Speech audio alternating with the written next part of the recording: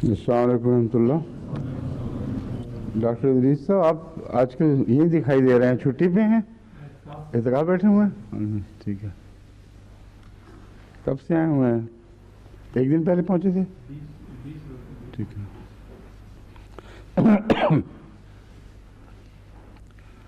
औज़ु बिल्लाहि मिनश शैतानिर रजीम, बिस्मिल्लाहिर रहमानिर रहीम। इन्नमत-तौबatu अलल्लज़ीना यअमलूना अस्सूअ बिजहालतिन सुम्मा यतूबूना मिन क़रीबिन फ़उलाइका यतूबुल्लाहु अलैहिम व कानल्लाहु अलीमन हकीमा।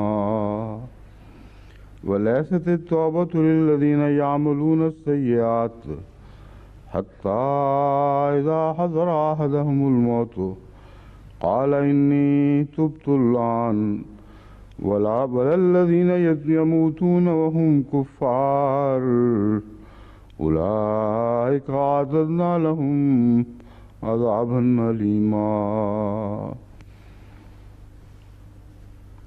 सूरह निसा आयात 18-19। الآية 18 و19 من سورة النساء. لقد ذكر مضمون التوبة مربوطا بعضه ببعض في هاتين الآيتين، لذا تلوتهما معا بدلا من تلاوة كل آية منفصلة. والآن سأذكر أمامكم بعض الأمور الجديرة بالانتباه فيما يتعلق بمضمون هاتين الآيتين. لقد ألقى المفسرون ضوءا على كلمة جهالة الواردة في العبارة للذين يعملون السوء بجهالة، وبحثوا أيضا ما معنى يتوبون من قريب. يترجم حضرته إلى الأردية: إنما التوبة على الله للذين يعملون السوء। तौबा तो अल्लाह के ऊपर उन्हीं की कबूल करना लाजिम है, यानी माने यही बनते हैं। मुराद ये है कि अल्लाह पर है उनकी तौबा, यानी खुदा पर हक़ बन गया उनका, ये मुराद है। तो तौबा का खुदा पर हक़ तो उन्हीं का ठहरता है। इन्नमा में चूँकि हसर है इसलिए तर्जुमा मुनासिब होगा कि खुदा ताला पर तौबा का हक़ तो उन्हीं का ठहरता है जो यामलून सूअ बिजहालतिन, जो बदी करते हैं जहालत के साथ। थुम्मा यतूबून मिन क़रीबिन, फिर जल्द ही तौबा कर लेते हैं। फ़उलाइका यतूबुल्लाहु अलैहिम, बस यही वो लोग हैं जिन पर अल्लाह तौबा कबूल करते हुए झुकेगा। व कानल्लाहु अलीमन हकीमा, और अल्लाह ताला बहुत इल्म वाला और बहुत हिकमत वाला है। वलैसतित-तौबatu लिल्लज़ीना यअमलूना अस्सय्यिआत, और तौबा उनकी नहीं है जो बदियाँ करते चले जाते हैं। हत्ता इज़ा हज़रा अहदहुमुल मौत, यहाँ तक कि उनमें से किसी तक मौत आ जाए। क़ाल इन्नी तुब्तुल आन, तो वो कहे कि अब मैं तौबा करता हूँ। वलल्लज़ीना यमूतूना वहुम कुफ़्फ़ार, ना ही उनकी तौबा कोई माने रखती है जो मरें इस हालत में कि वो काफिर हों। उलाइका आतदना लहुम अज़ाबन अलीमा, ये वो लोग हैं जिनके लिए हमने दर्दनाक अज़ाब मुक़द्दर कर रखा है, तैयार कर रखा है। إذن قد بحث المفسرون في هذه الآية معنى الجهالة ومعنى يتوبون من قريب، أي ما المراد من قريب هنا، ومتى يتوبون وإلى متى تكون التوبة مقبولة، ومتى يغلق بابها، बंद कब होता है।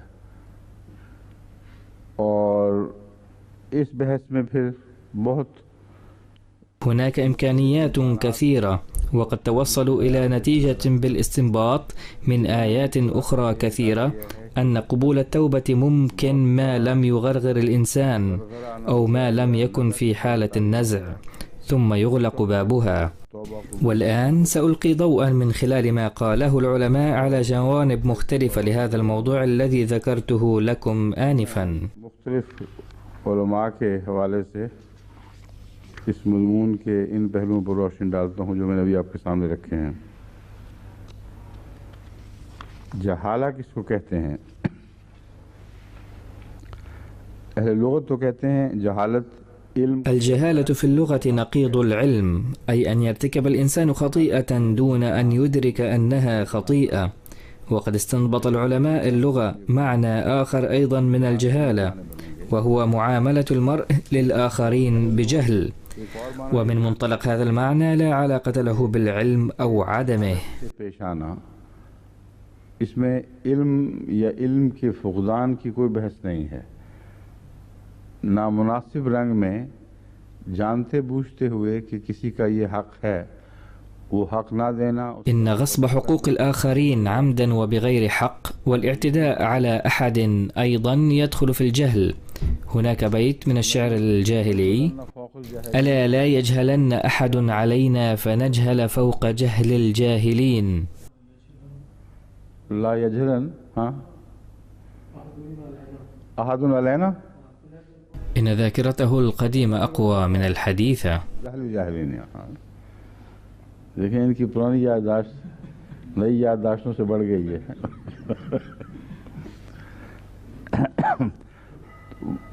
ये जो जहल है जानबूझकर इस पर तो अरब फ़ख्र भी किया करते थे। ये शेर जो अरबी का पढ़ा गया है, अला ला यजहलन, आगे अहदुन, अहद का कुछ भूल गया था। अला ला यजहलन अहदुन अलैना फनजहलो फौका जाहिल जाहिलीना, कि खबरदार हमारे ऊपर कोई जहालत न करे। كان العرب يعتزون كثيرا بهذا النوع من الجهل، والمراد من ذلك أنهم إذا غصبتم حقوقنا عمدا وغزوتمونا سوف نلقنكم درسا ونعتدي عليكم أكثر مما اعتديتم علينا، فهذا أيضا نوع من الجهل. تجاهل أظهر الجهل، أي الجهل المتعمد، بمعنى أنه إذا كان المرء يعلم كل شيء ومع ذلك يظهر كأنه لا يعرف، وهذا ما نسميه الحذلقة عادة، أي أنه يعرف الأمر ولكنه يظهر للآخرين أنه لا يعرف.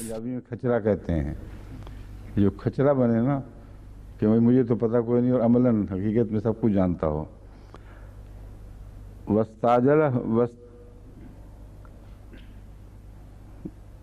वस्तजहलहु अदलहु जाहिलन वस्तखफ़हु ऐदन, किसी और को जाहिल समझा जाए तो उसके लिए वस्तजहलहु कहते हैं। अल जहालत अंतफ़ल फ़िल्म बग़ैर इल्म। फिर वही बात लिसान अरब ने दोहराई है कि ला इल्मी में कोई फ़ेल सज़ा दो तो उसको जहालत कहा जाता है।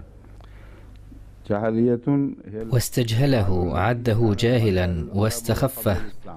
الجهالة أن تفعل فعلا بغير علم، وهكذا ورد في لسان العرب أيضا. الجاهلية هي الحال التي كان عليها العرب قبل الإسلام من الجهل. उस वक्त जिन अंधेरों में वो भटकते थे उनको भी जाहिलियत कहा जाता था। मुफ़रदात राग़िब ने जाहिलियत की या जहालत की 3 किस्में बयान की हैं। इंसान का इल्म से खाली होना, किसी बात का इल्म ना होना, ये जहालत है। बस वो जो कुल्लियतन बेखबर लोग हों, अनपढ़ लोग हों, जिनको कोई तालीम न दी गई हो। يقول الإمام الراغب: الجهل على 3 أضرب. الأول خلو النفس من العلم، أي الذين يعرفون شيئا وهم غير مثقفين تماما، ولا يتعلمون شيئا وهم خلو من كل نوع من العلم، بل هم المظهر الحقيقي للجهل.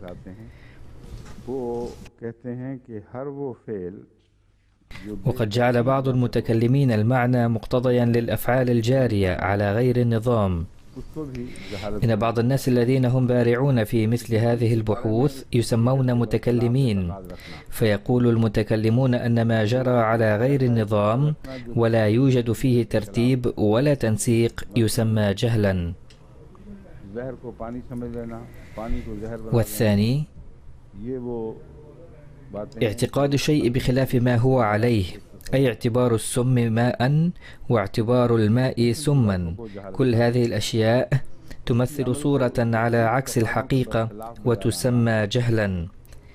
والثالث فعل الشيء بخلاف ما هو حقه، أي يفعل سواء اعتقد فيه اعتقادا صحيحا أو فاسدا، كمن ترك الصلاة متعمدا، أي إذا كان الإنسان يعرف فائدة الصلاة ويعلم أنها فريضة ثم يتركها فهو جاهل. المراد من الجهل هنا هو عدم أداء مقتضيات الأمر. أما إذا كان أحد غافلا لا يعرف حقيقة الصلاة فيحرم من أداء مقتضياتها، وهذا أيضا جهل. ولكن هناك فرق بين مدارج الجهل أيضا. वो भी जहालत है, मगर जहालत के दरमियान दर्जों का फ़र्क पड़ जाता है. जहालहू साफाहू, किसी ने किसी को बेवकूफ़ बनाया, उसके लिए कहते हैं जाहलहू, उसने उसको जाहल बना दिया.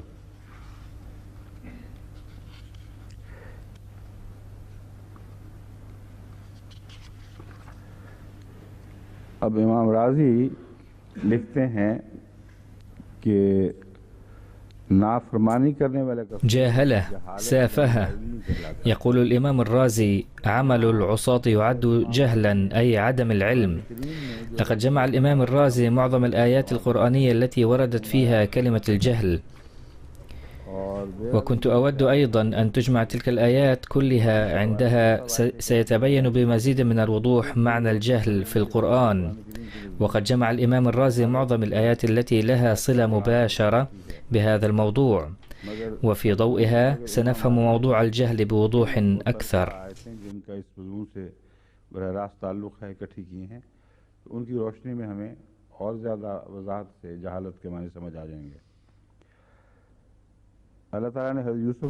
لقد أورد الله تعالى قول يوسف عليه السلام: أصب إليهن وأكن من الجاهلين، أي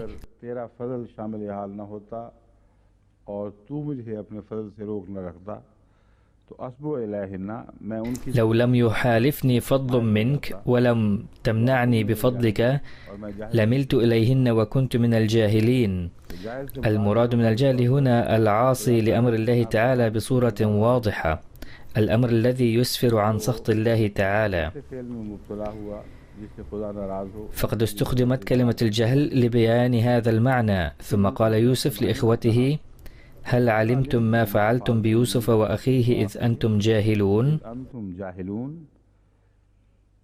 क्या तुम्हें खबर है कि तुमने यूसुफ और उसके भाई से क्या किया था? कुछ याद है, कुछ इल्म है? अपने भाइयों से मुखातब करके उनको फरमाया कि तुम्हें याद भी है ना कि तुमने क्या किया था. हल इल्म तुम से मुराद है तुम्हें इल्म है. इल्म तो पता था कि है, यहाँ इल्म के माने याददाश्त के. المراد من هل علمتم هنا هو أنكم تعلمون طبعا، والمراد من العلم هنا هو هل تتذكرون ذلك أم لا؟ كما نقول بالأردية أيضا: هل تعلم ذلك؟ ويكون المراد هل تذكر أم لا؟ فالجهل هنا لا يدل على براءتهم وعدم علمهم، بل المراد هنا أنكم كنتم غير عادلين ونقضتم مقتضيات الحق والعدل وكنتم جاهلين، بمعنى أنكم اعتديتم عمدا وقصدا. उन तकाज़ों को तोड़ने वाले थे और जहालत इन मानों में कि जानबूझकर समझकर ज़्यादती करने वाले.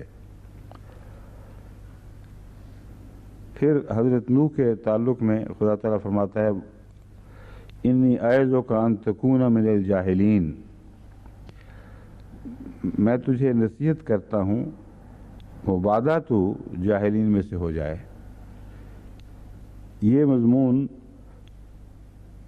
उस वाक़े से ताल्लुक़ रखता है कि हज़रत नूह ने जब अपने बेटे को एक बुलंद होती हुई लहर में गर्क होते देखा, उसके पीछे वो गायब हो गया, तो उस वक्त अल्लाह ताला से अर्ज़ किया कि इन्नहु वो आयत का वो हिस्सा यहाँ दर्ज नहीं है, जवाब दर्ज है. अहली वाला जो है कि खुदा वो तो मेरा अहल था, मिन अहली है गालबन, क्या है? हाँ नहीं, ये तो है। ثم يقول الله تعالى عن نوح عليه السلام: إني أعظك أن تكون من الجاهلين. هذا الكلام يشير إلى حادث حين رأى نوح عليه السلام ابنه غارقا في موجة ماء مرتفعة، أي عندما رأى نوح أن ابنه اختفى في الماء دعا الله تعالى فقال: رب إن ابني من أهلي وإن وعدك الحق، أي لا يمكن أن يكون وعدك باطلا أو كاذبا، فما هذا الذي أراه؟ मुराद है कि तूने तो वादा किया था कि तेरे अहल को निजात बख्शूंगा। كان المراد من ذلك أنك وعدت بأنك ستنجي أهلي، وهذا ابني من أهلي وهو غارق أمام عيني. فقد استخدم الله تعالى كلمة الجهل في رده عليه، فقال: فلا تسألني ما ليس لك به علم فإني أعظك أن تكون من الجاهلين. उनके मुतालिक मुझसे सवाल न कर, इन्नी आयज़ों का अन तकूना मिनल जाहिलीन, मैं तुझे ये नसीहत करता हूँ मुबादा तू जाहिलों में से हो जाए। अब जिस चीज़ का इल्म ना हो उसी के मुतालिक सवाल किया जाता है। من المعلوم أن الإنسان يسأل عما لا يعلم، ولكن الله تعالى يقول: لا تسأل عما لا تعلم. المراد من ذلك أن هناك أمورا يجب إخفاؤها، وواضح أنه ليس من أهلك، ولكن ما وجه كونه ليس من أهلك؟ يمكن أن يكون فاسقا فاجرا، ولكن نوحا عليه السلام لا يعرف ذلك. وقد تكون هناك جوانب أخرى أيضا للقضية. فقال تعالى لجبر خاطر نوح ولكي لا يعلم التفاصيل فيتأذى: لا تسألني عما يخالف مصلحتك، لأنك إذا طرحت أسئلة لا تدري ما عسى أن يكون الجواب عليها، وقد يسوءك الجواب عليها، لذا عليك ألا تسألني أسئلة مثلها لكي لا تكون من الجاهلين. المراد من الجاهلين هنا أناس يتصرفون بما يخالف مصلحتهم ويؤدي بهم إلى الخسارة في نهاية المطاف. मुबादा तो जाहिलीन में से हो जाए। जाहिल यहाँ वो लोग हैं जो अपने मफाद के खिलाफ कोई हरकत करते हैं जो बिल आखिर उनके लिए नुकसानदेह साबित होती है। फिर फरमाया इन्नल्लाह यामुरुकुम अन तज़बहुल बक़रता क़ालू अतत्तख़िज़ुना हुज़ुवा क़ाल अऊज़ु बिल्लाहि अन अकून मिनल जाहिलीन। हज़रत मूसा अलैहिस्सलातु वस्सलाम ने जब गाय को ज़िबह करने के लिए बनी इसराइल को हुक्म दिया, यानी खुदा ताला से इज़्न पाकर, तो उन्होंने कहा ये क्या मजाक कर रहे हैं आप हमसे, ये क्या बात है गाय को ज़िबह करो। ويقول الله تعالى أيضا: وإذ قال موسى لقومه إن الله يأمركم أن تذبحوا بقرة قالوا أتتخذنا هزوا قال أعوذ بالله أن أكون من الجاهلين. هنا عد المزاح جهلا، ولكن المراد هو المزاح في أمور الدين. لذا من الجدير بالانتباه أن الذين يتجاوزون الحدود في المزاح ولا يهتمون بالمحل والمناسبة يرتكبون الجهالة. هناك مثل فارسي مفاده: نعم العب يا ولد، ولكن هل ستلعب بلحية أبيك أيضا؟ فحيثما تبدأ حدود الدين تنتهي حدود المزاح، بل المزاح عندئذ يدخل في الاستهزاء بالدين. أذكر أن سيدنا المصلح الموعود رضي الله عنه نفذ هذا الأمر في أولاده بشدة حين كنا صغارا، ألا يمزح الأولاد في أمور الدين قطعا وبأي حال. وكانت أمهاتنا أيضا يراقبن هذا الأمر بشدة متناهية. وكان طبع المصلح الموعود رضي الله عنه يتسم بالمزاح، وكان يسرد الطرائف أيضا أحيانا. فمثلا عندما كان يجلس الطعام كان مجلسه لطيفا جدا في بعض الأحيان، إلا إذا كان مشغولا في أمور دينية أخرى، ففي هذه الحالة كان يقرأ البريد أثناء الطعام أيضا. هذا أمر آخر. ولكن كلما وجد فرصة كانت مجالسه تتسم بالحيوية دائما. ولكن كان إذا حاول أحد من الأولاد أن يستغل الوضع جهلا منه بما يؤدي إلى الإساءة بالدين، أي إذا مزح أحد بما لا يخالف الدين مباشرة ولكن يسيء إليه بأي طريق، كان طبعه رضي الله عنه يتغير فورا، وكان يبدو لنا كأن انقلابا عظيما قد حدث فيه، فكان يظهر سخطه واستياءه بشدة، ثم كان الحديث في هذا الموضوع ينتهي كليا. नाराजगी का इजहार फरमाते और उसके बाद फिर बातें सब बंद हो जाती थी। तो ये है अनकुन में जाहिलीन कि हज़रत मूसा ने जो जवाब दिए, ये मुराद नहीं कि हर किस्म के मजाक जो हैं वो जहालत हैं। आपने ये जवाब दिया कि मैं तो तुम्हें दीन के मुतालिक कह रहा हूँ और मेरे मुतालिक तुम्हें ख्याल क्यों आया है, वहम क्यों पैदा हुआ है कि गोया मैं नाउज़ बिल्लाह दीन के मामलात में भी मजाक कर सकता हूँ। फिर और तो इन्होंने कोई हवाला नहीं दिया मगर यही हवाले कुरान के हवाले से। فهذا هو المراد من أن أكون من الجاهلين، ليس المراد أن كل نوع من المزاح يدخل في الجهل، بل قال له موسى بأني آمركم بشيء يتعلق بالدين، وكيف ظننتم وكيف تصورتم أنه يمكنني أن أمزح في أمور الدين والعياذ بالله؟ فلم يردوا عليه شيئا. أظن أن هذا القدر من الآيات القرآنية يكفي لإلقاء الضوء على موضوع الجهالة.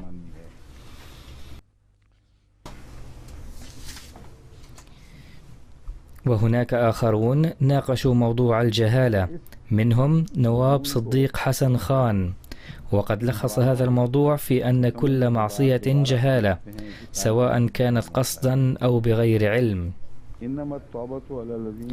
يقول الضحاك ومجاهد بأن المراد من الجهالة هنا هو المعصية المتعمدة. والآن نعود مرة أخرى إلى الموضوع نفسه لنفهمه في ضوء الكلام المذكور لنعلم ما محله وما معناه في هذه الآية. يقول الله تعالى: إنما التوبة على الذين يعملون السوء بجهالة ثم يتوبون من قريب.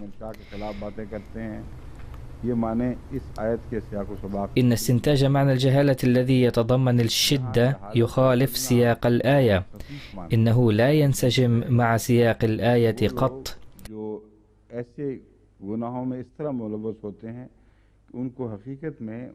استنباط أن الذين يعصون الله قصدا ويخالفون مشيئته عمدا فإن توبتهم على الله، بل يجب أن يستنبط معنى خفيفا للجهالة، وهو أن الذين كانوا متورطين في الذنوب بحيث لا ينتبهون إلى أهميتها كما هو حقها، أو يرتكب الإنسان الذنوب نتيجة عدم علمه أو غفلته ودون أن يشعر بما يفعله. وهذه الأمور يمكن أن تتولد بسبب العادة وتأثير المجتمع والصحبة، فالمراد من الجهل هنا هو عدم العلم والغفلة. فالذين يرتكبون الذنوب محجوبين في حجب الغفلة والظلمات عندما يعلمون أن الأمر مهم جدا وسنؤاخذ على فعلنا هذا يتوبون من قريب. المراد من قريب هنا هو أنهم يشعرون ثم يتوبون فورا ولا يبقون متورطين في الإثم بعد علمهم، وأولئك يتوب الله عليهم وكان الله عليما حكيما.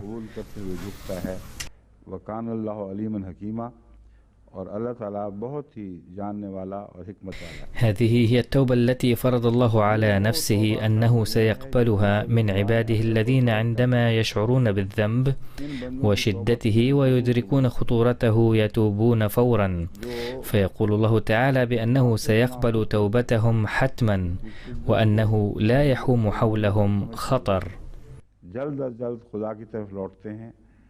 खुदा फरमाता है मैं ज़रूर उनकी तौबा कबूल करूँगा, इनका मामला खतरे से बाहर है। ثم يأتي موضوع آخر عن الذين لن تقبل توبتهم، وفيهم مذنبون ومخطئون آخرون يمكن أن يواجهوا أي معاملة. وحين قال الله تعالى عليما حكيما، فهذا يعني أن الله تعالى أعلم بهم وبظروفهم، فسيحكم في حقهم بالحكمة. إذن فقد ذكر الله تعالى حزبين هما على طرفي نقيض، ليعلم الحزب الذي يتوسطهما إلى أي جانب يميلون أكثر، هل هم ميالون إلى هذا الجانب أو ذاك. إذا كانوا ميالين إلى الذين قال الله تعالى عنهم بأن توبتهم لن تقبل فهم في خطر، وإذا ماتوا في هذه الحالة فهذا يعني أنهم قضوا حياتهم في المعصية ثم ماتوا حين أوصدت أبواب التوبة.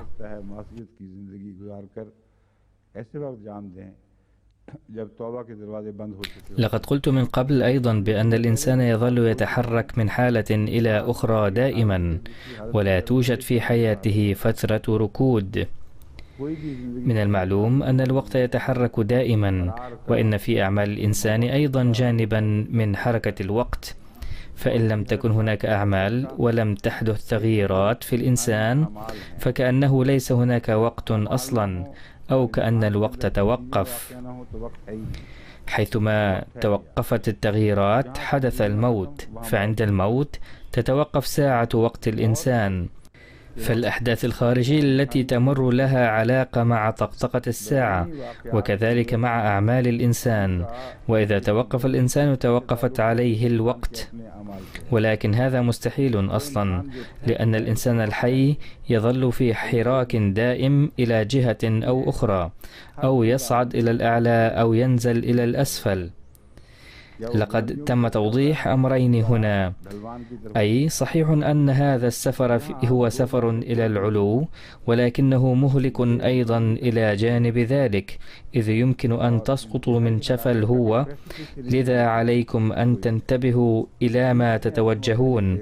هل تملكون أخلاق وعادات الذين يميلون إلى الحزب الأول الذي قيل بحقهم إنما التوبة على الله للذين يعملون، أو إلى الذين قال الله بحقهم ليست التوبة؟ فهاتان الآيتان تقدم لنا مواضيع هامة جدا، ويجب الانتباه إلى هذا الأمر جيدا في هذه الأيام الأخيرة من رمضان إن لم يتم الانتباه إليها من قبل.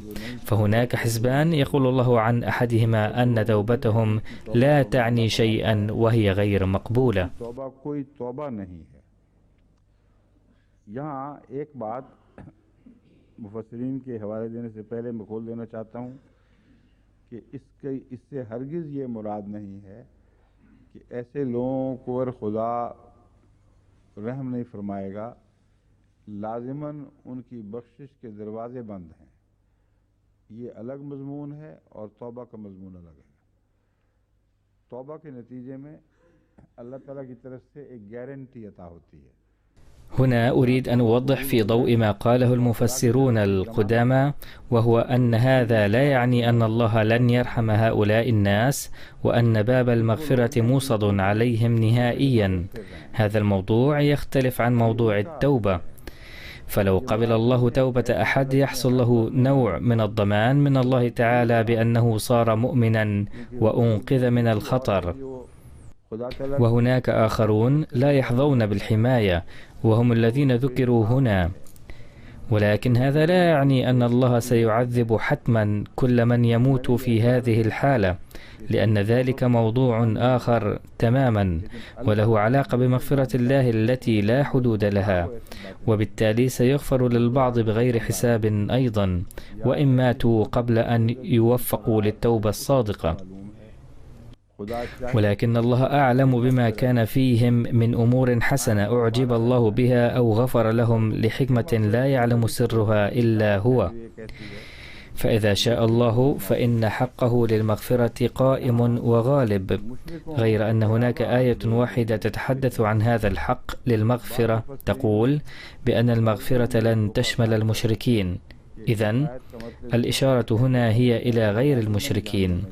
لقد أخطأ المفسرون في فهم هذه الآية، فظنوا أن الذين سيموتون في هذه الحالة سيدخلون جهنم حتما، فأطلقوا على المشركين أيضا ظنا منهم أن الله تعالى يقول في القرآن الكريم أنه سيغفر لمن يشاء من غير المشركين، ولكن يبدو من هذه الآية أن تلك الذنوب لن تغفر، وهذا الكلام ناتج عن سوء فهمهم للآية. इन लोगों की तौबा कबूल करना अल्लाह पर फर्ज नहीं, ये माने हैं। इनकी तौबा إنما التوبة على الله للذين عكس ليست التوبة، والمراد منه أنه ليس ضروريا أن يقبل الله توبتهم، لأن توبتهم لا تتسم بميزة حتى يضمن الله تعالى قبولها، لأنهم قد خرجوا من تلك الدائرة، ولسوف يعاملهم الله تعالى كما يشاء، ولكنهم في هذه الحالة الخطيرة للغاية. وكثيرا ما يتلقى التائبون مثلهم جوابا في أثناء توبتهم أنه لا أهمية لتوبتكم، ولكن جواب التوبة يتعلق باللحظات الأخيرة تماما، لذا لا ضمان للحالة التي تسبق تلك اللحظات الأخيرة، ولكن الله قادر على أن يقبلها إذا شاء أو يردها إذا شاء. هذا هو المعنى العام للآية.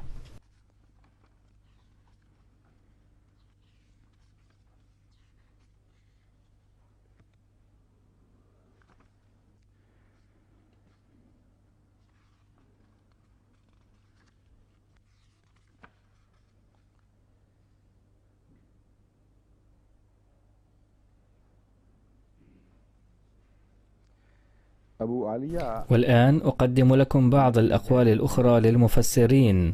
روي عن أبي العالية أن الآية إنما التوبة على الله تشير إلى المؤمنين، والآية ليست التوبة على الذين يعملون السيئات تشير إلى المنافقين، أما ولا الذين يموتون وهم كفار فتشير إلى المشركين.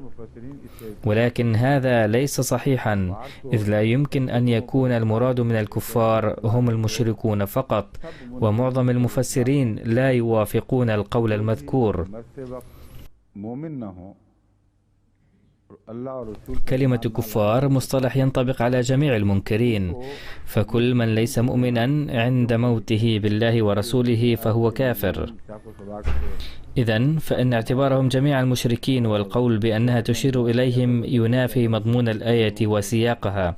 وكما قلت من قبل، فإن السبب لفهم هذا المعنى هو أنهم فهموا أنه قد ورد الأمر بحقهم أنهم سيدخلون جهنم حتما، ولكن هذا ليس صحيحا، إذ لم يذكر أنهم سيدخلون جهنم بالضرورة، بل موضوع الحديث هو أن توبتهم لن تقبل في هذه الحالة، بل سيموتون مجرمين، وبعد موتهم مجرمين يمثلون أمام الله تعالى، فكيف يمكن أن ينزع من الله حق المغفرة؟ بل يبقى هذا الحق قائما، وأن المغفرة نتيجة التوبة تتحقق في الدنيا، فما معنى المغفرة الإضافية في الآخرة؟ لا شك أنها للذين يموتون مذنبين ويكون أمرهم متروكا إلى الله ورحمته، فهو قادر على أن يغفر لهم وإن لم تقبل توبتهم، هذا أمر آخر.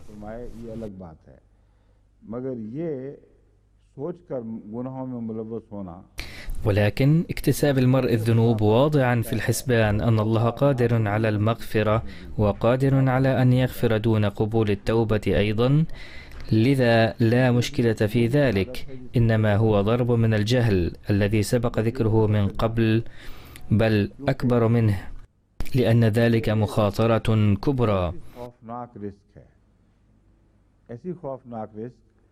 जिसका ताल्लुक मसलन ये इस बात से भी हो, इस तरह मिसाल के तौर पर कह सकते हैं कि कोई बाज़ दफ़ा आप लोग पढ़ते हैं कि कोई शख्स इतनी बुलंदी से गिरा और फिर भी बच गया।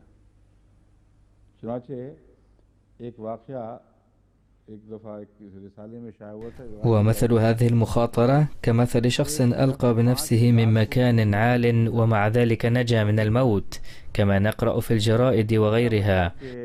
لقد نشر ذات مرة حادث في مجلة أن شخصا ألقى بنفسه من ارتفاع يبلغ 5000 قدم ومع ذلك نجا من الهلاك، وكان سبب نجاته أنه سقط في فلاة على أشجار كانت أغصانها العليا لينة جدا، فظلت تنكسر مع سقوطه، وعندما وصل إلى الأغصان القاسية نسبيا كانت القوة الناجمة عن السقوط قد انخفضت إلى حد لا بأس به، وعندما سقط أكثر كانت في الأسفل أعشاب كثيفة مما يوجد عادة تحت الأشجار، وكان من حسن حظه أن العشب كان كثيفا ولكنه لم يكن شائكا. فلما تدنت قوة السقوط من قبل ثم ظلت تنخفض أكثر رويدا فلم ينكسر أي عظم منه ولم يلحق به ضرر شديد، وعندما وصل إلى الأرض كان صحيحا سليما، لعله كان محتاجا إلى دواء الهوميوباثي آرنيكا، ولكنه نجا بحياته على كل حال. هذا الحادث موجود عندي مكتوبا، والآن إذا قال أحد فلنقفز من 200 قدم لأن هذا الارتفاع ليس شيئا، أو إذا قال لنقفز من سقف المسجد، فهذا كله جهل وسفاهة.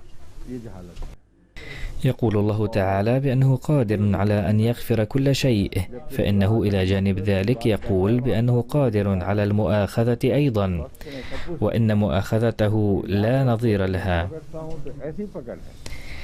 فإن تورط الإنسان في الذنوب واضعا في الاعتبار فكرة المغفرة ليس إلا جهلا محضا. على الإنسان أن يقضي حياته خاشعا وخائفا ويبذل كل الجهود قدر المستطيع، ثم إذا بقي في أعماله نقص بعد ذلك فلا يقنط من رحمة الله، ولكن يجب أن لا يتجاسر على الذنب واضعا في الاعتبار أن الله غفور ورحيم، لأن هذا ليس جديرا بالقبول.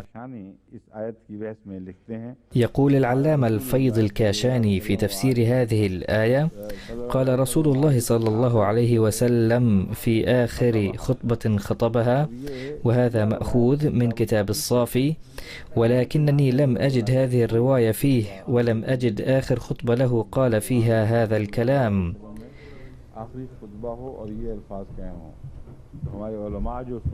أقول لعلماء الجماعة أن يبحثوا عنها ويخبروني أين وردت هذه الرواية.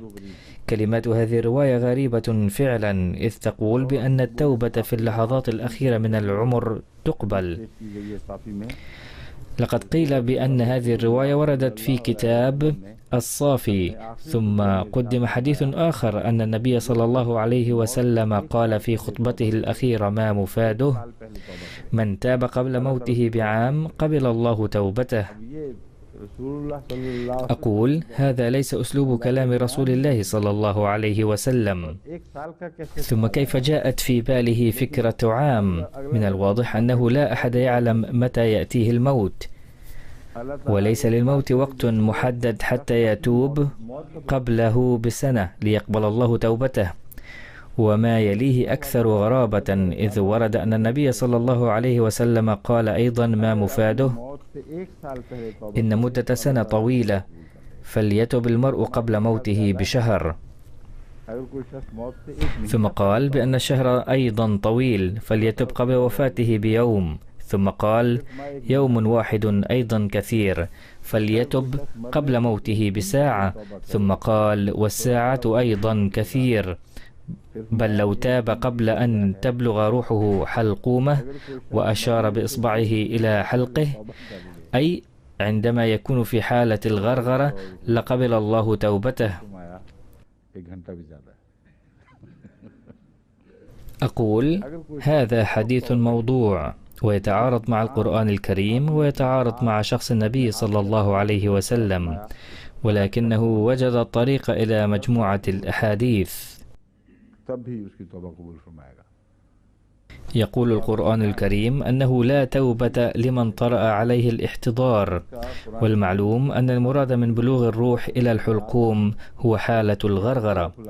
ويقول الحديث المذكور أن التوبة تقبل في هذه الحالة أيضا.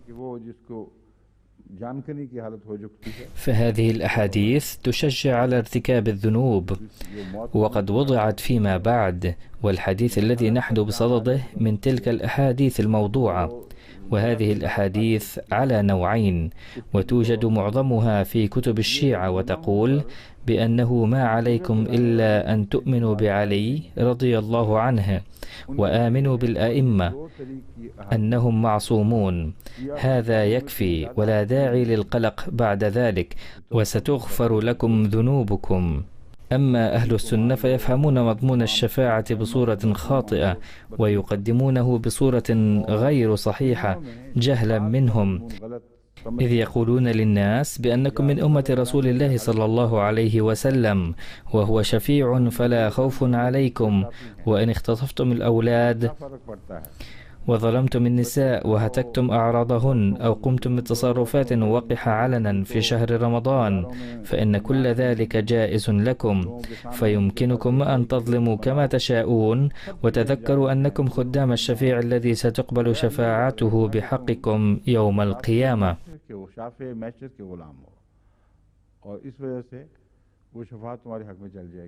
لقد قال بعض المشايخ في خطباتهم مشيرين إلى الجامعة الإسلامية الأحمدية أنه لو رفضتم ميرزا غلام أحمد وكذبتموه لكان كل ذنب ترتكبونه بعد ذلك هينا، فلا تقلقوا قط، بل سوف يشفع لكم وسيغفر لكم.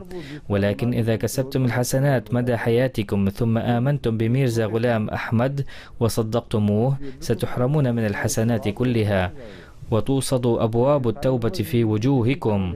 فهذه لعبة الجهل الذي يلعبها المشايخ، وهي تتعارض مع مضامين القرآن الكريم وتتنافى مع أسوة النبي صلى الله عليه وسلم، لذا لا بد من فهم مفهوم التوبة جيدا. التوبة تقبل إذا تاب الإنسان وهو سليم معافى. التوبة الحقيقية هي أن يشعر المرء أن ما يقوم به من تصرفات ليست صحيحة، وإذا تاب في هذه الحالة تكون توبته هي التوبة الحقيقية. وهذا الشعور يختلف من شخص إلى آخر، فهناك أناس يستمرون في ارتكاب التصرف نفسه كعادة لهم ولا يدركون أنهم معتدون، فهم يسيئون التصرف أحيانا مع أولادهم أو مع زوجاتهم ويظنون أن هذا أمر عادي، فلا يدركون خطورة الموقف. وإذا هزهم أحد وأيقظهم عندها تفتح عيونهم فجأة فيتوبون. هذا ما جربته بعد خطبي المختلفة، بحيث يكتب إلي بعض الناس بأننا سمعنا الخطبة وشعرنا بحقيقة تصرفاتنا لأول مرة، وعلمنا أننا كنا نرتكب ظلما كذا وكذا بحق زوجاتنا وأولادنا ولم نشعر به من قبل، أما الآن فنتوب بصدق القلب ونعد بأن لا نعود إلى تلك التصرفات أبدا. हम ये जुल्म करते थे अपनी बीवी और बच्चों पे और एहसास तक नहीं था, और अब हम सच्चे दिल से तौबा करते हैं, वादा करते हैं कि आइंदा कभी ऐसी हरकत नहीं करेंगे। तो अनकरीबिन से इस मौके पर ये माने होंगे कि एहसास और शऊर की बेदारी के साथ ही जब उनको पता चले कि हम कैसी हालत में मुब्तला थे, फिर यूं ही उन पर रोशनी का सूरज शुरू होता है, उसी वक्त फिर वो तौबा करते और इन बदियों से परे हट जाते हैं। उनके ऊपर उनकी तौबा तो खुदा ने अपने ऊपर फर्ज कर ली है। فمعنى من قريب في هذا السياق أن المرء عندما يعلم الأمر نتيجة نشوء الإحساس والشعور وتطلع على الناس شمس النور يتوبون فورا ويبتعدون من السيئات، وهؤلاء هم الذين كتب الله على نفسه أن يقبل توبتهم. أما النقاشات الأخرى المتعلقة بالغرغرة وما شابهها فهي غريبة حقا، لأن هناك آيات في القرآن الكريم تقول بأنه عندما أصابتكم المنية طلبتم أن تردوا إلى الدنيا ثانية وأنكم ستعملون أعمالا صالحة، فهذا كذبكم. فإذا أرسلناكم أيضا إلى الدنيا سترتكبون أعمالا سيئة وستعيدون تصرفاتكم السابقة. بعض लोग गुनाहगार ये कहेंगे, ऐ खुदा काश ऐसा होता कि हम वापस भेज दिया जाता, फिर हम अच्छे अमाल करते। तो जवाब यही है कि ये नहीं हो सकता। एक तो वापस नहीं भेजा जा सकता, दूसरे अगर तुम जाओगे तो वही काम फिर करोगे। سيقول بعض المذنبين يوم القيامة ليت الله يعيدنا إلى الدنيا ثانية لنكسب أعمالا صالحة، وسيرد عليهم أن هذا مستحيل، ولو أرسلتم أيضا لعدتم إلى ما كنتم عليه سابقا. هذه هي الفلسفة الأساسية التي يجب أن تفهم جيدا، وهي أن حكم موت أحد يصدر من الله تعالى عندما يكون المرء مداوما على نمطه، وإن لم تصبه المنية سيستمر في نهجه السابق، فالموت يقطع سلسلة أعماله، ولو لم يأتي الموت لاستمر في عمله السابق، وهذا هو السبب وراء طول العذاب. وإن لم يكن الأمر كذلك لكان العذاب الطويل منافيا للعدل. قد يقول قائل بأنني ارتكبت ذنوب في غضون 30 عاما مثلا، ثم أماتني الله، ولو عشت أطول لكان بالإمكان أن أصلح نفسي. فيرد الله على ذلك ويقول: هذا مستحيل، ولو كان ذلك ممكنا لأبقاكم الله على قيد الحياة، بل إن عاداتكم لارتكاب الذنوب صارت مستديمة، لذلك أمتناكم.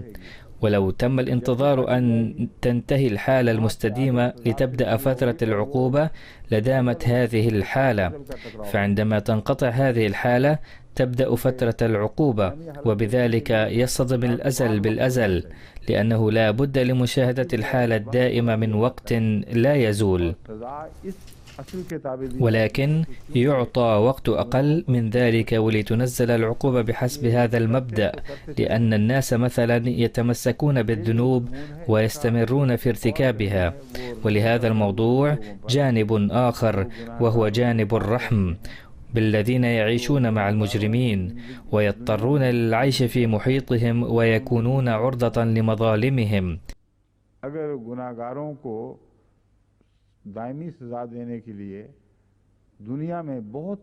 إذا حدد زمن طويل لمعاقبة المذنبين في الدنيا، فمثلا لو عاشوا إلى 10 ملايين سنة، لكان الصالحون قد قضوا نحبهم من هذه الدنيا، لأن الله يكون قد أباد الأبرياء جميعا بجعلهم عرضة لمظالم الظالمين.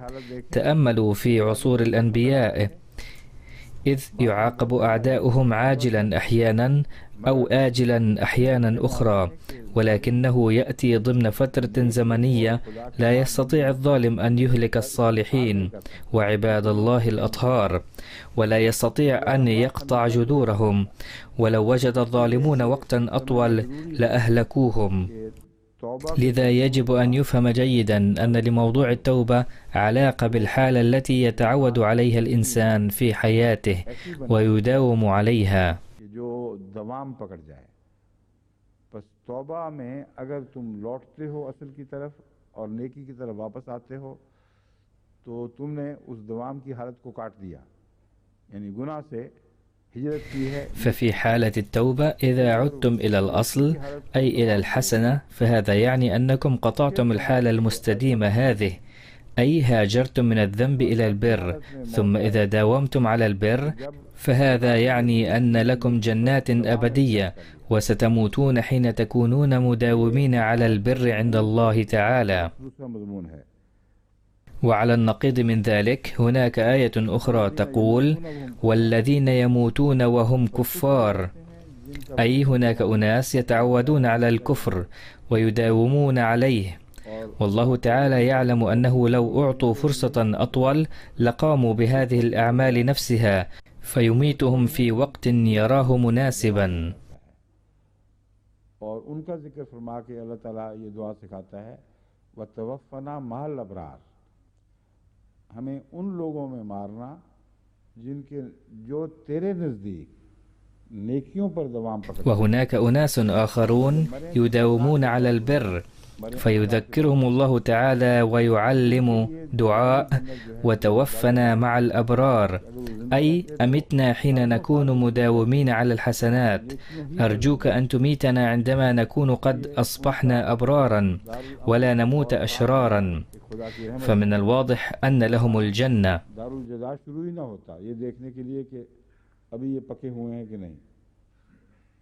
इसलिए दारुल जज़ा का هذا يعني أنهم لو عاشوا إلى ملايين السنين لعاشوا متمسكين بالحسنات، अमल का कट وإن قطع فترة دار العمل وبدء فترة دار الجزاء رحمة من الله تعالى عليهم لأنهم يتحملون مشقة كبيرة، उनके अमल والمعلوم أن الحسنات تقتضي المشقة بحد ذاتها.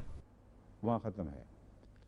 फिर उनको नेकियों की मज़ीद तौफीक देने के लिए फजल के तौर وعندما يتأكد أنهم ثابتون على الحسنة تنتهي فترة عملهم، अगर والحياة التي يعطونها بعد ذلك تكون فضلا إضافيا من الله، وهذا موضوع آخر. गुनाहों को وإذا كان مقدرا عند الله بحق أحد أن ينصلح فيما بعد، فإن إطالة حياته في فترة ارتكابه الذنوب لا تكون لدفعه إلى الذنوب، بل لأن الله تعالى يعلم أن فيه موهبة يمكن أن تتنشط في أي لحظة، بمعنى أنه توجد فيه عاطفة الندم، وعنده إمكانية الاستغفار التي تنمو فيه رويدا رويدا، ولكنها لم تبلغ مرحلة الإثمار إلى الآن.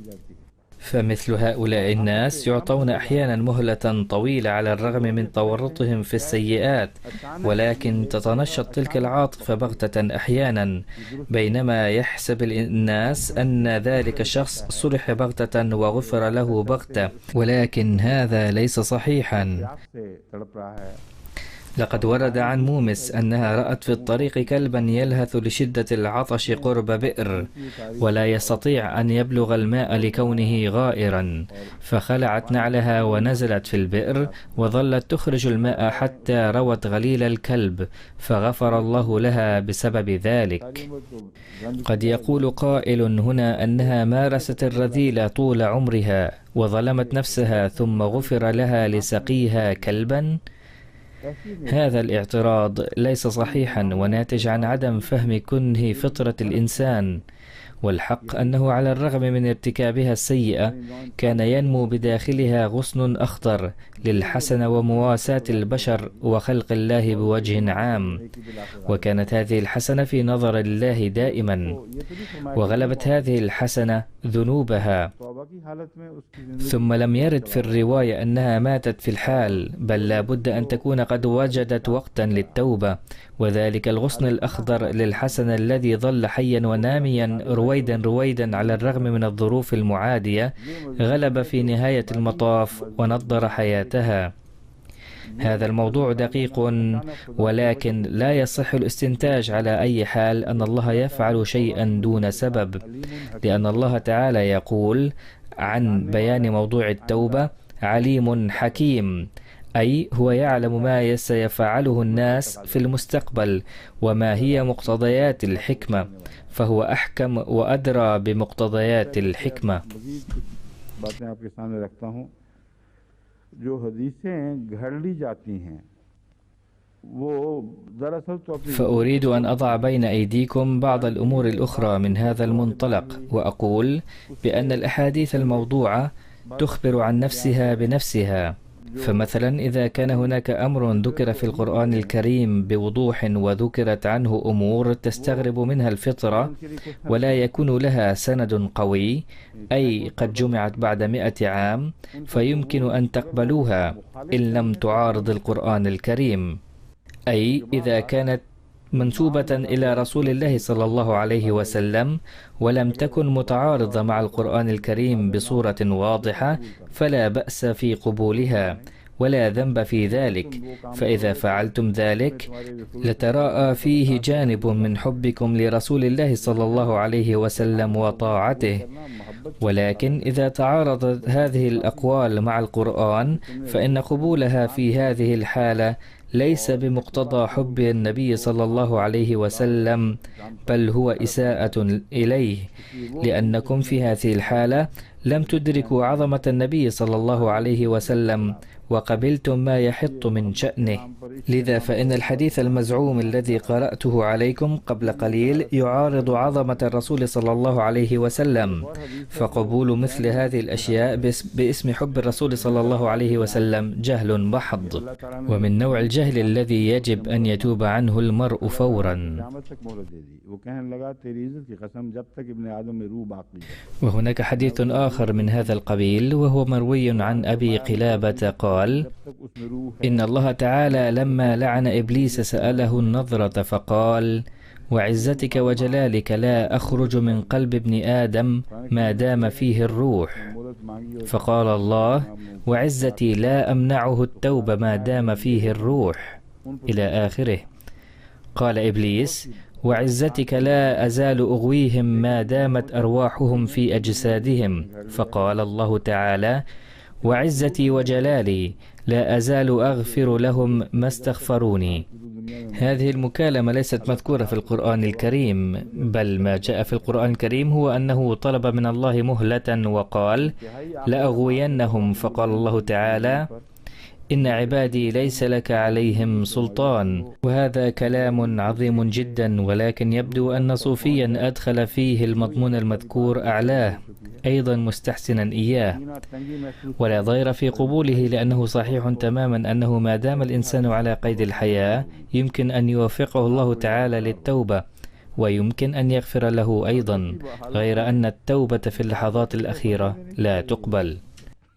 يقول ابن كثير في هذا الموضوع: فأما متى وقع الإياس من الحياة وعاين الملك وحشرجت الروح في الحلق وضاق بها الصدر وبلغت الحلقوم وغرغرت النفس صاعدة في الغلاصم، فلا توبة متقبل حينئذ ولا تحين مناص. أقول: لا حاجة لإصدار مثل هذه الفتاوى أصلا، لأنه ما لم تطرأ على الإنسان هذه الحالة ولم يطلع على تلك الحالة فماذا يمكن أن يقول؟ بل إن هؤلاء القوم يتخاصمون فيما بينهم عبثا دون أن يطلعوا على الحقيقة، ويقولون بأن توبة فلان ستقبل وتوبة علان لن تقبل، بل هذا الأمر متروك لله وفي يده، فهو يرى ما لا ترونه. وفي هذا كله نقاش فارغ، إذ يقول أحد بأن توبته تقبل ويقول الآخر بأنها لن تقبل، ولا يقدر هذا ولا ذاك على قبولها أو عدم قبولها، بل الله يقبلها أو لا يقبلها. ثم يقولون: مكالمة ممتعة في اللحظات الأخيرة حول قبول التوبة. أقول: إنها ليست مكالمة ممتعة، بل تبدو مضرة للروح، لأنها أيضا مما لا تقبله فطرة البشر أن هذا الحادث يكون قد حدث، بل هذه اختراعات اخترعها مخترعون. فهناك رواية عن عبد الرحمن بن سلمان جاء فيها ما مفاده: لقد اجتمع 4 من أصحاب النبي صلى الله عليه وسلم، قال أحدهم بأنه سمع النبي صلى الله عليه وسلم يقول: إن الله يقبل توبة العبد إذا تاب قبل وفاته بيوم. قال الثاني: هل سمعت بنفسك من النبي صلى الله عليه وسلم؟ قال: نعم. قال: أما أنا فقد سمعته يقول: إن الله يقبل توبة عبده إذا تاب قبل موته بنصف يوم. انظروا كيف يجري حساب دقيق. قال له الصحابي الثالث: هل سمعت بنفسك؟ قال: نعم، سمعت ذلك. انظروا كيف يتكلم الصحابي، ثم يتقدم صحابي ثاني ثم ثالث، ثم سأل الصحابي الثالث: هل سمعت ذلك من النبي صلى الله عليه وسلم مباشرة؟ قال: نعم، أنا أصدق ذلك. فقال الصحابي الثالث: لقد سمعت رسول الله صلى الله عليه وسلم يقول: إن الله يقبل توبة العبد وإن تاب قبل موته بساعة أو ساعتين. عندها سأل الصحابي الرابع الصحابي الثالث: هل سمعت ذلك من النبي صلى الله عليه وسلم بنفسك؟ ثم قال الصحابي الرابع: لقد سمعت رسول الله صلى الله عليه وسلم يقول: إن الله يقبل من العبد توبته إن تاب قبل حالة الغرغرة. कि नज़र से पहले तक की तौबा कबूल फरमा लेता है कि मुतल्लिक़ कुरान की आयत खुली खुली गवाही दे रही हैं, यानी मौत का फैसला सादिर ना हो चुका हो। नज़र से मुराद ये है कि मौत का फैसला أقول مما لا شك فيه أن الله تعالى يقبل التوبة إذا تاب الإنسان قبل الغرغرة، إذ تشهد على ذلك آيات القرآن الكريم بكل وضوح، أي قبل صدور قرار الموت النهائي. حين يرى الموشك على الموت أن قرار موته قد صدر، ففي هذا الوقت لا تقبل توبته بل تقبل ما قبله. ऐसी रवायत هذا هو ملخص الكلام، ولكنه أيضا ليس صحيحا، لأن هناك آيات قرآنية وبعض الأحاديث أيضا التي يتبين منها أنه لا يمكن إصدار قرار عام في ذلك. तो क्या वो नजर تأملوا مثلا في حالة فرعون أنه عندما أدركه الغرق فهل كان يتحدث حين ذاك في حالة الغرغرة؟ खुदा तू मुझे अगर طبعا لم يكن قادرا على الحديث مع الله في حالة الغرغرة. और मूसा के قال فرعون: إن أنقذتني الآن يا رب मैं मोमिन سأؤمن بموسى وربه، سأؤمن بهارون وربه. من الواضح أن هذا الوقت لم يكن وقت الغرغرة، ही दरवाजे बंद हो जाते हैं بل في بعض الأحيان يغلق باب التوبة قبل الغرغرة أيضا. कि एक शख्स जिस पर अजाब वारिद हो चुका हो वह नजा की कोई बहस नहीं وهناك موضوع آخر يتبين من القرآن الكريم بوضوح أن الذي يحل به العذاب में पकड़ी जाती ولم يذكر هنا حالة الغرغرة قط، أي إذا صدر قرار العذاب فلا توبة بعده. है तो आनंद फानंद لذا فإن الأقوام التي تؤخذ بالعذاب ويصدر حكم حلول العذاب بهم يرحلون من هذا العالم بغتة، سواء أحلت بهم حالة الغرغرة أم لم تحل، वाले से मजमून ولا توبة بعد نزول البطش. فإذا بطش القانون بأحد فلا توبة له. لذلك بدأت بالحديث حول هذا الموضوع عند تفسير الآية السابقة التي ورد فيها: واللذان يأتيانها منكم فآذوهما فإن تابا وأصلحا فأعرضوا عنهما. وقلت أنه من المستبعد أن يكون المراد من الإعراض عنهما أنه إذا قبض عليهما بجرم مشهود ثم أظهرا توبتهما فأعرضوا عنهما واتركوهما وشأنهما، فإذا كان الأمر كذلك لألغيت المؤاخذة والمساءلة. तकरीर में खुले खुले लफ्जों में ये बात पेश फरमा दी है कि गुनाहगार जब तक पकड़ा नहीं जाता उस वक्त तक لقد قال القرآن الكريم بكلمات واضحة أنه ما لم يضبط المجرم فلا يحق لكم أن تعاقبوه وتنفذوا الحد فيه، ولكن إذا قبض عليه فلا يمكنكم أن تعفوا عنه، لأن باب الرحم عندئذ يكون قد أوصد في وجهه. إن باب الرحم يبقى مفتوحا بقدر ما يسمح به القرآن الكريم لا أكثر. के बाद ये कहना فالذين يبطش بهم وظن بعد ذلك أن المراد من कर लें فإن تابا وأصلحا فأعرضوا عنهما هو ألا تعاقبوهما، فهذا يعني أن فعل آذوهما صار ملغيا. فكنت أبين لكم أنه لا يمكن الاستنباط منه إلا معنى واحد، وهو ألا يكون المراد من آذوهما عقابا خفيفا فقط، بل يجب أن تكون فترة القيود عليهما طويلة حتى تدخل الإيذاء في حياتهما اليومية، ताकि वो أي يجب أن تسلب منهما أنواع الحرية حتى لا يشكلا خطرا على الأطفال الصغار في المجتمع.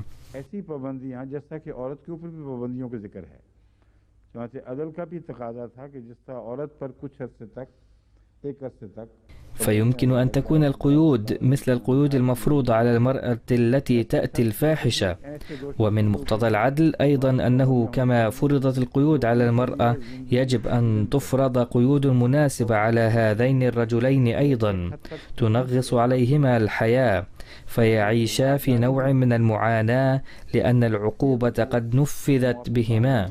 और उनके अंदर पाक ثم إذا استغفرا وأحدثا تغييرات طيبة في نفسيهما فيمكن أن يعفى عنهما، ولكن لن ترفع عنهما العقوبة قبل تنفيذها ولو طلبا العفو واستغفرا. هذا هو المعنى الصحيح. नज़र से पहले की हालत तक हर तौबा कबूल कर ले की जाती है, ये दुरुस्त है ही नहीं।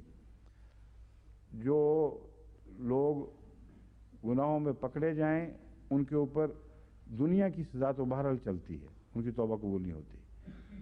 أما فيما يتعلق بالتوبة فلا يصح القول بأن كل توبة قبل الغرغرة تقبل حتما، فالذين يبطش بهم في حالة تورطهم في الذنوب تنفذ فيهم عقوبة دنيوية على أي حال ولا تقبل توبتهم، والذين وقعوا تحت بطش الله وورد في حقهم وعيد من الله فلا توبة لهم، بل يمكنهم أن يتوبوا قبل ذلك، وهذه التوبة لا علاقة لها بالغرغرة. لقد عفى الله عن قوم يونس قبل أن يحل بهم العذاب. من الواضح تماما أنهم استغفروا الله حين تأكدوا أن يونس نبي صادق، ولأنه نبي صادق فلا يستبعد أن يتحقق وعيده لهم، فتابوا قبل حلول العذاب، أي تاب القوم كلهم بإلحاح وتطرع لا يمكن للإنسان أن يتصور بأن لا يغفر الله لهم، فقبلت توبتهم في هذه الحالة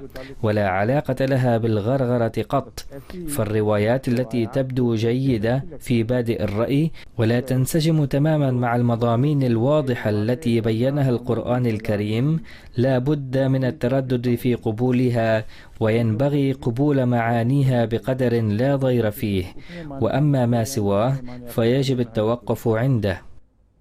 وفي هذه الحالة إن مجرد التفكير في نسب رواية تتعارض مع مضامين القرآن الواضحة إلى رسول الله صلى الله عليه وسلم إساءة إليه. الآن انظروا إلى الرابط بين هاتين الآيتين.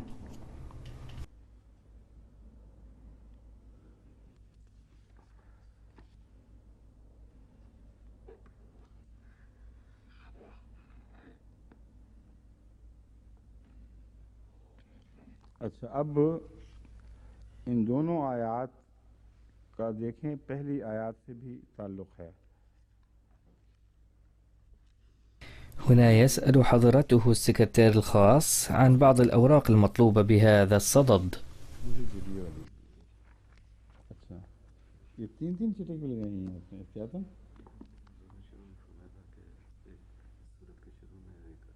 वो ठीक है, मुझे भूल गया था, मेरी तौबा। كنت أسأل السكرتير الخاص عن العلامات الموجودة في الأوراق، ولكنني نسيت أنني أنا الذي طلب منه ذلك،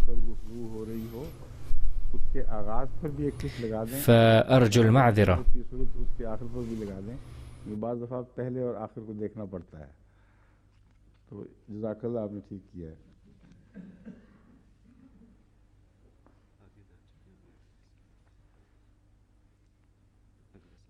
हाँ मैं समझता हूँ।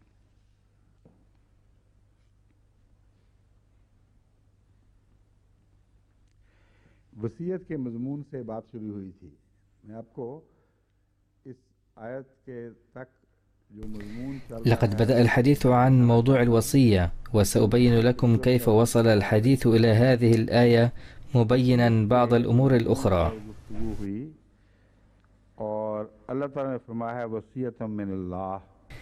يقول الله تعالى وصية من الله، ثم يقول مبينا أهمية الوصية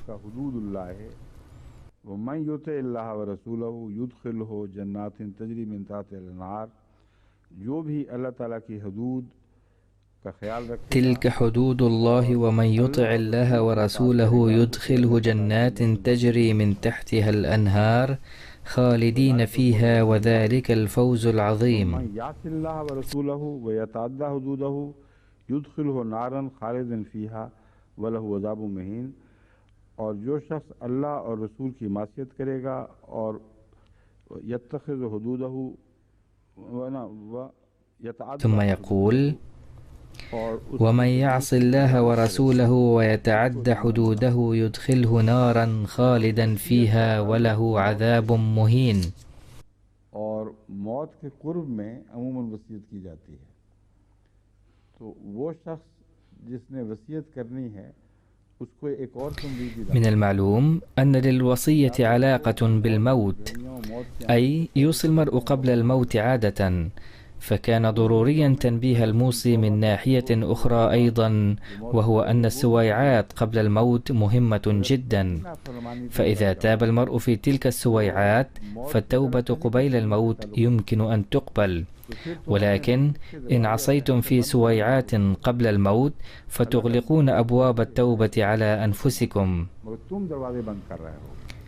الأمر في يد الله، فهو قادر على أن يغفر أو لا يغفر، ولكنكم ستغلقون أبواب المغفرة على أنفسكم بأيديكم.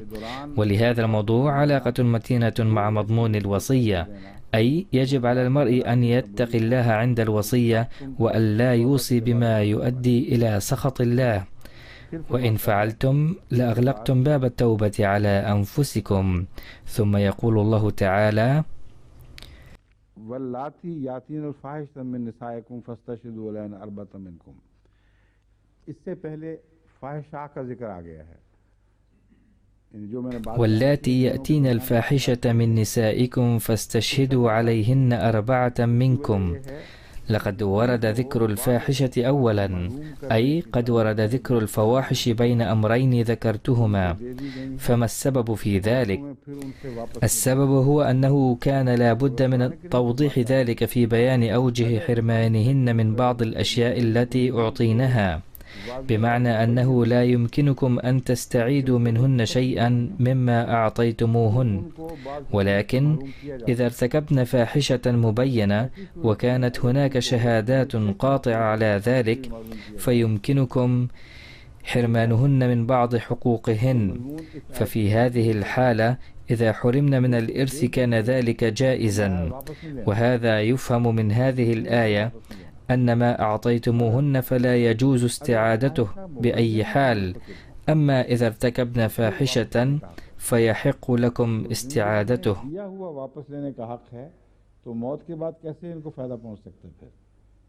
तो फाहिशा मैं इससे समझता हूँ कि फाहिशा औरत के लिए महरूमुल इर्स होने की दलील इसमें निकलती है और इसको गुनाह नहीं करार दिया जाए। فإذا كان هناك حق للأزواج أن يستعيدوا ما أعطوهن في حياتهم فكيف يحق لهن الاستفادة من الإرث بعد موتهم؟ فأرى من هنا أنه يترشح دليل أن حرمان مرتكبة الفاحشة من الإرث ممكن، وهذا الحرمان ليس ذنبا. فإذا حدث ذلك ضمن الشروط المذكورة فهذا ليس اعتداء على حدود الله. وقد ورد ذكر الرجلين أيضا في سياق الفاحشة نفسها، وقد أكمل الموضوع من كل الجوانب. ثم بعد بيان كل الأمور بالترتيب يقول الله تعالى: إنما التوبة على الله للذين يعملون السوء بجهالة، أي الذين يرتكبونها نتيجة عدم العلم وعدم اطلاعهم على حقيقة الذنب كما يجب، فالله تعالى يقبل توبتهم. أي الذين يرتكبون الذنوب قبل الإدراك بالذنب، ولكن عندما يدركونه يتركونه فورا ويعودون إلى الحسنات. فقد فرض الله تعالى على نفسه قبول توبة هؤلاء الناس، ولكن الذين لا يفعلون ذلك وقد بينت تفصيل ذلك من قبل فلا توبة لهم. وبعد بيان هذا الموضوع تبدأ الآيات التالية، وقد ذكرت موضوع الربط بين الآيات وترتيب الموضوع على سبيل التذكير.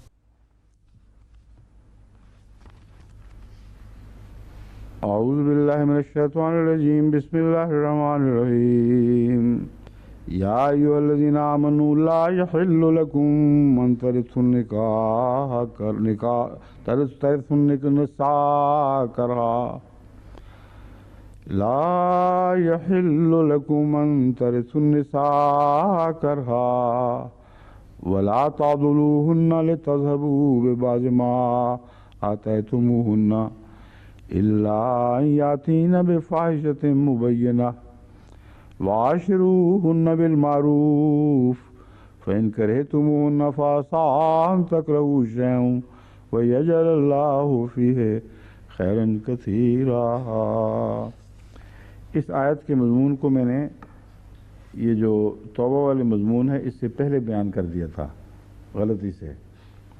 ये जो आयत है ये इसके बाद आ रही है और तौबा वाले मज़मून की वजाहत कर रही है कि जहाँ जहाँ मासियत की बातें हो रही हैं, इससे पहले हुक्म हो चुका है कि वसीयत के हकूक़ अदा करना खुदा की तरफ से लाजिम है, तो ये भी बता दिया गया कि तौबा के दरवाजे बंद होने वाले हैं मौत के साथ। لقد بينت مضمون هذه الآية قبل موضوع التوبة خطأ، فهذه الآية قد أتت بعد آية تتحدث عن التوبة وتبين مضمونها أنها ذكرت مضمون المعصية، ثم قالت بأن الله فرض أداء حقوق الوصية، وذكرت أيضا أن أبواب التوبة سوف تغلق عند الموت. وقد جاء هنا تفصيل أكثر لهذا الموضوع، وعاد الكلام إلى الميراث مرة أخرى، وذكر أمران آخران لم يذكرا في آيات الميراث الأخرى.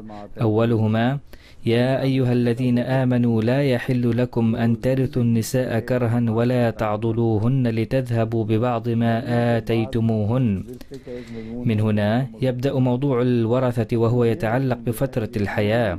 أما موضوع الورثة بعد الوفاة فقد اكتمل، والحق أن الحصول على الميراث في أثناء الحياة يرتبط بعضه ببعض. كان هناك أسلوب متبع من قبل، وهو أنهم كانوا يرثون النساء غصبا عنهن، ولكن سأذكر تفصيله لاحقا.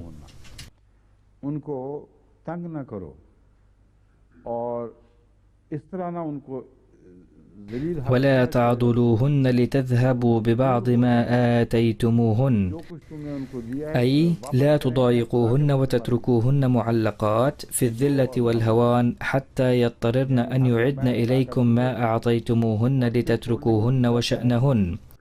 أي إذا دفعوا مهرهن ثم أرادوا تطليقهن كانوا يتركوهن معلقات ويضايقوهن جدا، فلا يجوز لكم أن تأخذوا منهن ما أعطيتموهن من المهر، أو تخافوا أداءه إن لم تؤدوه سلفا، أو تنتظروا حتى يتنازلن عن حقهن. فقال تعالى: آتيتموهن، وهذا يتضمن أيضا ما دفعتم من قبل أو ما تعهدتم بدفعه، وبالتالي صار دفعه واجبا عليكم. بل هناك إمكانية وحيدة لاستعادته، وهي إلا أن يأتين بفاحشة مبينة. لقد فصل مضمون فاحشة مبينة في الآيات السابقة، وليس المراد من الفاحشة المبينة ما ترونه أنتم فاحشة، بل من معاني مبينة الواضحة، وكذلك معناه التي بينت لكم بوضوح. من الفاحشة التي كشفت لكم بوضوح تعني أن يكون عليها 4 شهداء وأصدرت المحكمة قرارها. ولقد استنبط بعض المفسرين الآخرين أن الإشارة هنا إلى قرار المحكمة، إذ هناك بعض الأمور التي لا يمكن للمتهمين أن يحكموا في الأمر بأنفسهم، فعندما يقتضي الأمر شهادة فهذا يعني أن هناك من يتهم غيره، وينبغي على المتهم أن يقدم 4 شهداء ثم يحكم المجتمع. وليس ضروريا أن تكون هناك محكمة كما هي معروفة عندنا في هذه الأيام، بل توجد في الشعوب والقبائل المختلفة عادات وتقاليد محلية خاصة بها، فتكون مجالس محلية تضم بعض المنصفين من عامة الناس فيحكمون، أي سينفذ حكم المجتمع ولن ينفذ حكمكم الشخصي. فأنا أرى هذا المعنى لكلمة مبينة ينطبق هنا، وليس المراد أن يتهم أحدا المرأة بالفحشاء دون مبرر وينزع منها ما لها.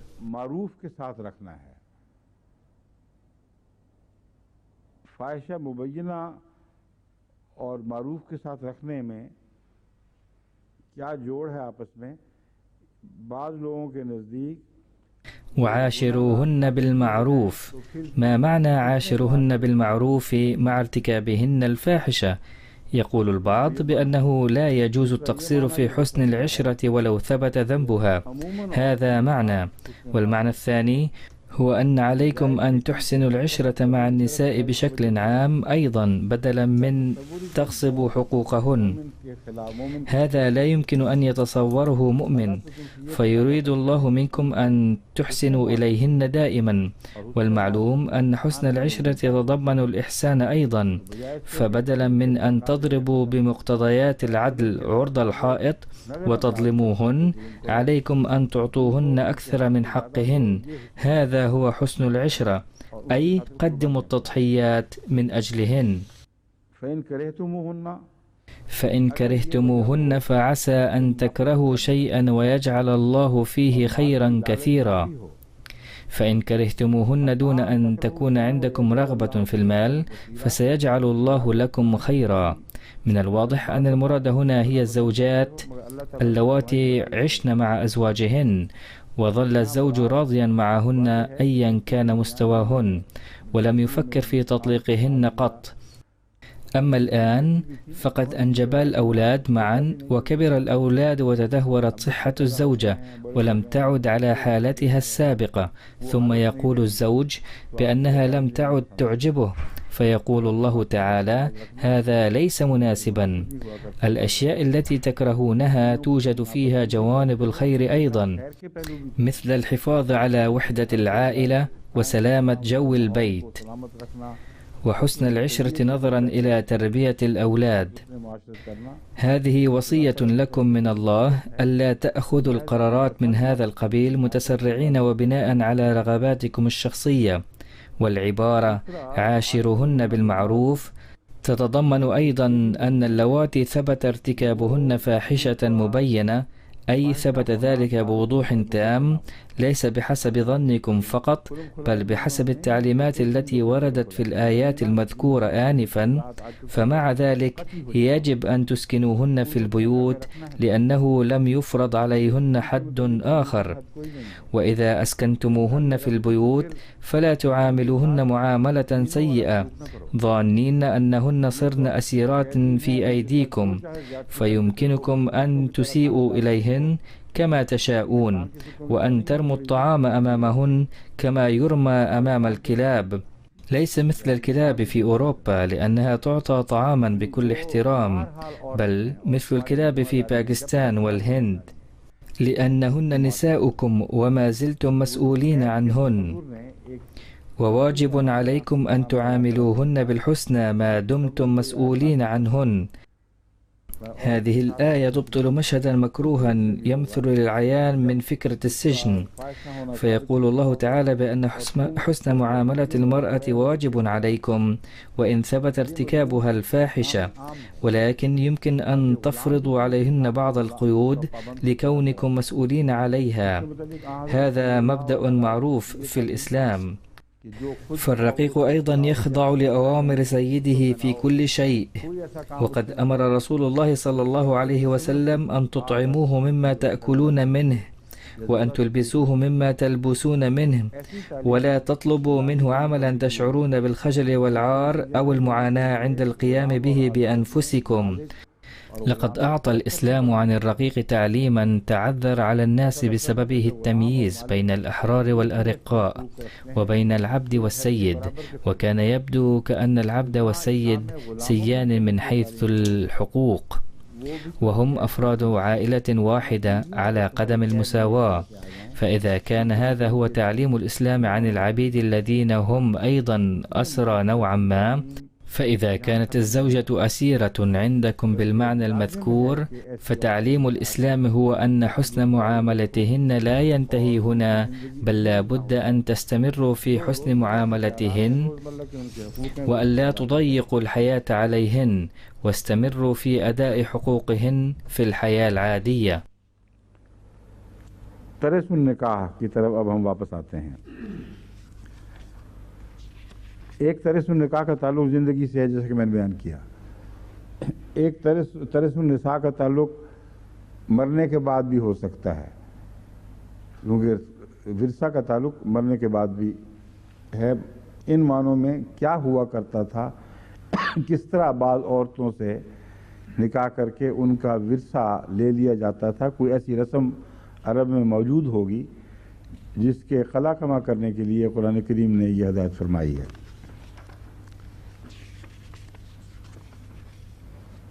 उस रस्म से मुतल्लिक والآن نعود إلى ترث النساء. يمكن أن يكون لها علاقة بفترة ما بعد الوفاة، لأن للورثة علاقة بالوفاة أيضا، ولها علاقة بفترة الحياة أيضا. ما الذي يحدث في هذه الحالة؟ كان الناس ينكحون بعض النساء ويأخذون تركتهن قهرا. يمكن أن تكون هناك عادة من هذا القبيل سائدة في العرب، فأمر القرآن الكريم بقمعها. لقد لخص علي ابن أحمد الواحد ما قاله المفسرون بهذا الصدد، وذكره في الصفحة 83 من كتابه أسباب النزول، فيقول ما مفاده: كلما مات رجل في الجاهلية وفي فترة بداية الإسلام بحسب التقاليد السائدة، كان أحد أبناء المتوفى من زوجته الأخرى إذا وجد أو غيره من أهل العصبة يضع رداء على هذه المرأة التي لم تكن أمه الحقيقية بل كانت زوجة أبيه، أو كان يفعل ذلك بعض من أقاربه الآخرين مثل أبناء عمومته، وكان يظن في هذه الحالة أنه أحق بها من نفسها، وكان ينكحها بغير مهر جديد أو يزوجها غيره. وكان جائزا أيضا بحسب أعرافهم أن يزوجها ويأخذ المهر بنفسه، وهذا الأمر يتعلق بالوراثة في حياتها، أي كان يأخذ حقها قهرا ويمسكها ويؤذيها لدرجة أنها كانت تحرر نفسها مقابل الإرث الذي ورثته من زوجها المرحوم. هذا الوضع كان مخيفا جدا. वो विरसा जो उसको मिलने चाहिए था वो देकर जान छुड़ाती। अब ये बड़ी भयानक सी तस्वीर है, मगर इसके अंदर याद रखें कि अंदरूनी तजाद है, क्योंकि अरब रिवाज के मुतालिक जैसा कि दूसरे मुफस्सिरीन ولكن هناك تعارض داخلي في هذه القصة، لأنه كان في العرب تقليد أن المرأة نفسها كانت تقسم كالإرث ولم تكن تنال الإرث قط، كما قال المفسرون في أماكن مختلفة. وفي بعض الحالات كان الابن الأكبر وحده يأخذ التركة كلها ويحرم الآخرون. فإذا كانت هذه العادات والتقاليد سائدة، فإن القول بأن المرأة كانت تنال الإرث أو كان يصادر ما أخذت من إرث زوجها يبدو غريبا. وقد اخترع الناس قصصا غريبة ورسموا صورة المجتمع العربي بصورة غريبة في زمن الرسول صلى الله عليه وسلم، فلا نرى في هذه الروايات مشهد الانتقال من الجهل إلى النور الذي كان حادثا حين ذاك. وإلا كان من المفروض أن يلاحظ بكثرة أن الناس فعلوا كذا وكذا، غير أن هناك إمكانية أن يكونوا قد قاموا بها على سبيل الندرة. أما الرواية التي نحن بصددها فتتضمن تعارضا داخليا كما قلت. ثم هناك سؤال آخر، وهو أنه إذا كان ممكنا لأحد أن يستفيد إلى هذا الحد بمجرد إلقاء الرداء على المتوفى عنها زوجها، فلا بد أن يسعى الناس إلى الأرامل قبل الاهتمام بالميت، ولا بد أن يخاف الأولاد وأولاد الأقارب أيضا أن الذي يلقي عليها رداء قبل غيره سيملكها هو. هذا تصور غريب لا يمكن للعقل أن يقبله، وسيكون هناك بعض الناس يراقبون الوضع كما يحدث في لعبة الكراسي الموسيقية، ليموت الزوج فيلقوا على أرملته رداءهم فورا. هذا لا يمكن تصوره، بل كانت هناك بعض التقاليد السيئة التي أشير إليها، ومن تلك التقاليد السيئة أن الأرامل كان يتم توزيعهن بين الورثة، ولكن كانت هناك بعض القواعد لهذا التقسيم، فكن يقسمن بحسبها، كما قالت السيدة نواب مبارك بيغم في قصيدة أردية: جميلة جدا ذكرت فيها منن الرسول صلى الله عليه وسلم على المرأة، فجاء في قصيدتها ما تعريبه: اذكري يا أختي وقتا حين كنت تدفنين حية، وكان أهل البيت يبكون حزنا كلما ولدت في بيتهم. विरसे में बांटी जाना और चीज है, और चादरें लेकर खड़े रहना मैयत के बजाय बीवियों के इर्द गिर्द, कि जिसकी चादर पहले पड़ गई वो मालिक बन गया, ये तस्वुर काबिल कबूल नहीं है। وكما قلت من قبل أن المرأة كانت توزع كالإرث، أي كانت قد بلغت من الذلة بحيث كانت تعد شيئا من الإرث. إن تقسيمها كالإرث شيء، ووقوف الناس حاملين الأردية شيء آخر تماما. فمن وضع رداءه عليها أولا صارت ملكا له. هذه الفكرة غير مقبولة نهائيا ولا حاجة لقبولها أصلا. لم يذكر ذلك رسول الله صلى الله عليه وسلم قط، فلم ترد في أي حديث ولم ترد في القرآن الكريم أيضا، بل هذه قصص بحتة اخترعت في بحث أسباب النزول، فلا يجوز إيرادها تحت هذه الآيات. لقد قيل هنا بكل وضوح: ولا يحل لكم أن ترثوا النساء كرها، ونكاح المرأة بغير رضاها أيضا يدخل في الكره.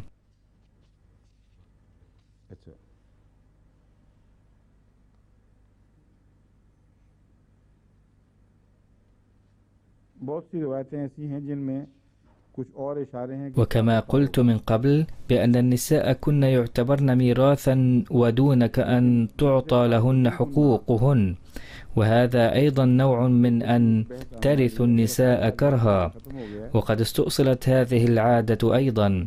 هناك روايات أخرى أيضا في هذا الصدد تشير إلى ما كان يحدث في تلك الأيام، وهناك بحث آخر حول كلمة تعضلوهن، وسيأتي هذا البحث لاحقا. وأظن أن الوقت المحدد اليوم قد انتهى الآن، وهناك بعض الأمور الأخرى التي تتعلق بهذا الموضوع ولسوف أتحدث عنها غدا أو بعد غد بإذن الله. وقد أخبرني السكرتير الخاص الذي أراه يغلبه النوم بأن الوقت قد انتهى. إنني أشفق عليه أكثر من الانتباه إلى نهاية الوقت، لذا أنهي اليوم هنا. السلام عليكم ورحمة الله وبركاته.